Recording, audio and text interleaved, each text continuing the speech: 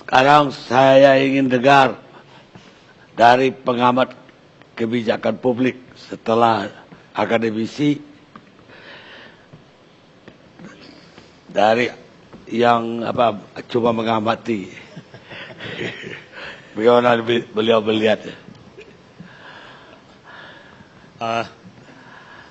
Terima kasih Bang Karnis, selamat malam.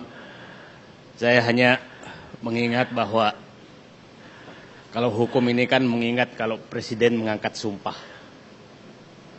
Saya akan melaksanakan hukum dan peraturan seadil-adilnya, itu sumpah Presiden. Jadi kalau ada pelaksanaan hukum yang sudah tidak adil, berarti sumpahnya mungkin lupa. Gitu.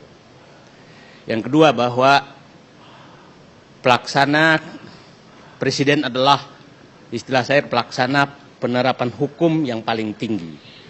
Karena setiap kebijakan yang keluar dari Presiden adalah pelaksanaan undang-undang. Nah, jadi dan sekali Presiden tidak adil atau tidak konsisten dalam penegakan hukum, dalam meneruskan kebijakan publik, maka yang dirugikan bukan sebelah, tapi rakyat dan negara yang dirugikan. Kenapa? Sekali Presiden tidak konsisten atau seakan-akan bermain-main di hukum, maka kepercayaan publik, kepercayaan masyarakat, kepercayaan investor akan menjadi goyah. Nah, ini yang harus dihindari betul oleh Presiden, maka setiap mengambil kebijakan publik itu harus betul-betul melihat hukum sebaik-baiknya dulu baru mengambil kebijakan. Saya pikir berbagai kebijakan publik yang pernah terjadi, baru-baru ini terjadi, yang sering direvisi, itu tanda sangat jeleknya penerapan hukum oleh Presiden. Karena gampang sekali merubah kebijakan, padahal di sekitarnya adalah ahli-ahli hukum semua. Jauh lebih bahaya Presiden tidak konsisten penegakan hukum daripada tidak konsisten di bidang lain. Karena hukum ini sebenarnya adalah fungsi hukum di negara, pasti kebijakan publik pasti adalah memberikan kepastian. Kedua adalah memberikan keadilan. Ketiga adalah memberikan perlindungan. Dan keempat adalah memberikan keamanan kepada seluruh rakyat. Yang problem sekarang adalah ada orang pihak yang tidak merasa aman. Karena seakan-akan kalau di sebelah maka agak bebas gitu. Jadi jempolnya tuh agak bebas memijit apapun, sementara ke sebelah gampang sekali dipanggil kalau jempolnya salah pijit. Nah, ini tidak memberikan lagi keamanan kepada seluruh masyarakat dan rakyat. Berbagai contoh kita lihat, contoh-contoh kebijakan publik yang membuat rakyat dan publik memberikan pertanyaan, apakah Presiden kita ini masih memang betul-betul mau melaksanakan sumpah dan janjinya, melaksanakan undang-undang seadil-adilnya. Kita dan harus sangat prudent dalam mengambil keputusan yang berbasis hukum untuk kebijakan publik. Kita masih ingat pengangkatan menteri yang ternyata warga negara asing, itu menurut saya kecolongan yang cukup besar gitu. Itu sangat internasional itu melihat bahwa betapa di sekitar kekuasaan ini ada kajian hukum yang kurang prudent. Yang kedua adalah kita melihat saat mengangkat polisi aktif jadi gubernur, itu seakan-akan hukum ini maunya saja gitu kan, kira-kira begitu. Yang ketiga adalah kita tahu sudah pengumuman pengangkatan jenderal menjadi kepala BNPB, tapi dia harus aktif, maka lembaganya yang dipindahkan.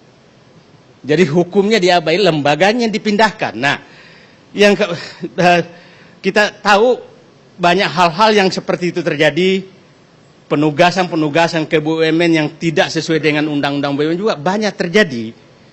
Kemudian pelaksanaan berbagai hal yang menurut saya kajian hukumnya yang kurang prudent. Jadi kalau dikatakan sekarang, saya melihat bahwa penerapan hukum dalam kebijakan publik ini seakan-akan agak digampangkan sehingga seakan-akan saya mau dulu baru cari hukumnya. Padahal sebenarnya saya pikir di sini ahli hukum semua, lihat dulu hukumnya baru cari keputusan, ngambil keputusan.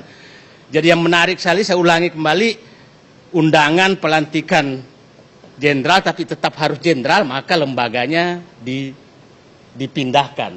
Nah, ini sangat bahaya karena kepastian ke depan semua orang menjadi takut karena ini kita membaca hukum tapi ternyata hukum bisa dibelokkan kalau tidak sesuai dengan keinginan. Ini sangat berbahaya ke depan untuk kebijakan-kebijakan publik. Jadi saya berharap betul bahwa seluruh pakar hukum, mungkin di sekitar presiden ditambah lagi orang-orang yang betul-betul mengingatkan, Pak, sekali salah mengambil kebijakan yang bertentangan dengan hukum, maka kepercayaan publik itu pasti langsung anjlok.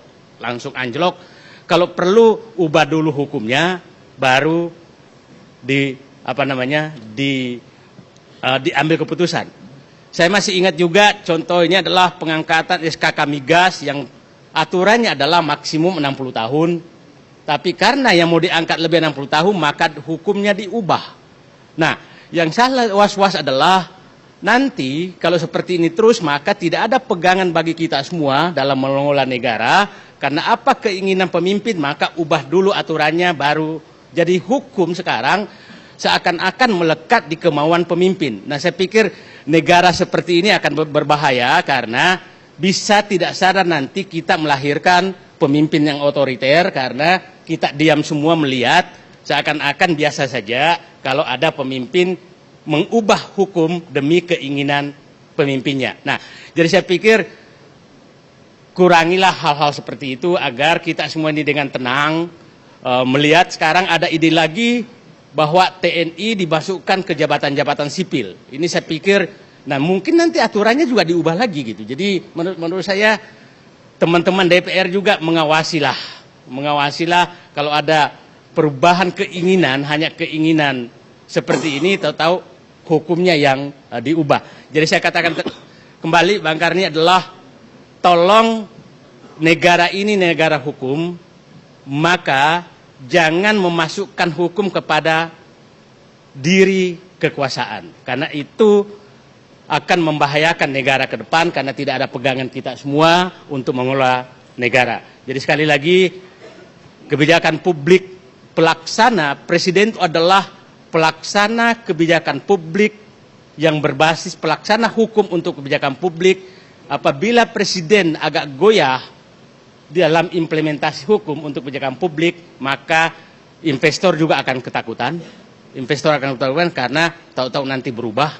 Nah, kemudian masyarakat juga menjadi takut karena nanti penafsirannya berbeda-beda. Jadi sekali lagi, siapapun presiden terpilih nanti tolonglah jangan mengambil kebijakan yang bertolak belakang atau bertentangan dengan hukum. Kalau memang ada hukum yang tidak cocok dengan keinginan kekuasaan, maka buat dulu hukumnya, jangan karena ketahuan baru dicabut. Karena saya tadi menyebutkan beberapa kebijakan-kebijakan yang diambil, akhirnya direvisi.